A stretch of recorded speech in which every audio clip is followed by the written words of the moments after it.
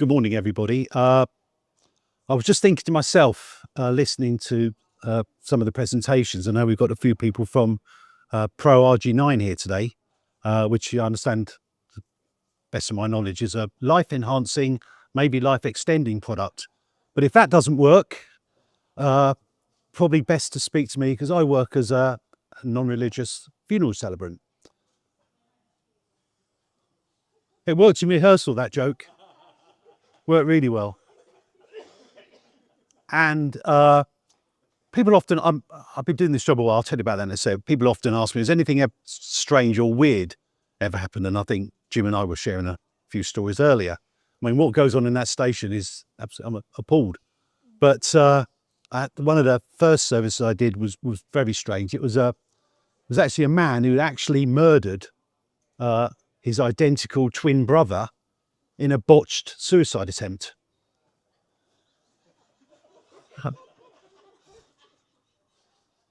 Just thought that. Yeah. That's never happened, has it? That's never. Yeah, they always say never. So I wasn't going to speak today. Did a lot of speaking yesterday. I had a particularly difficult funeral yesterday, so I didn't want to come up and talk about that or anything else. But I was just going to tell you that I actually started my training in 2019 with Humanists UK. We were a non-religious organisation, and everything was fine. Few services come along. It was just nice and cosy, nice little job, few job here, job there. And then COVID came along.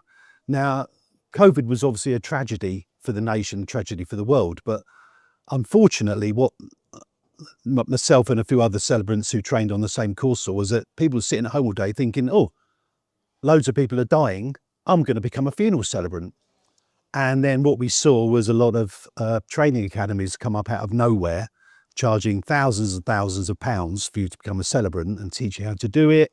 And this is one of those jobs that I always think it can be shown but not taught, because you need to be a certain type of person, not a bastard, but you need to be a certain type of person to do this job, and it requires different skill levels. You can't teach most of them, but obviously people were paying the money, and then what happened is they're just thrown out, and suddenly we're in an industry, we might have 10 to 20,000 celebrants in the UK. We had something like 50,000 celebrants in the UK, all going round. And I'd go and see my usual funeral directors who would provide me with business. Oh, we've seen 6 of you today. I mean, it was getting bizarre. And it's kind of calmed down a bit now. I think a lot of these people who were trained, unfortunately, spent a lot of money, probably weren't suitable for the industry. And now I find it's coming down a bit. So what I'm going to ask for from you today is I'd like any recommendations to any funeral directors or anyone that works in the funeral industry. You just tell me who they are and I'll be very happy to contact them. And all I do is I'll send them this and say, this is what I do, and provide them with a list of testimonials, some of which are genuine. Thank you.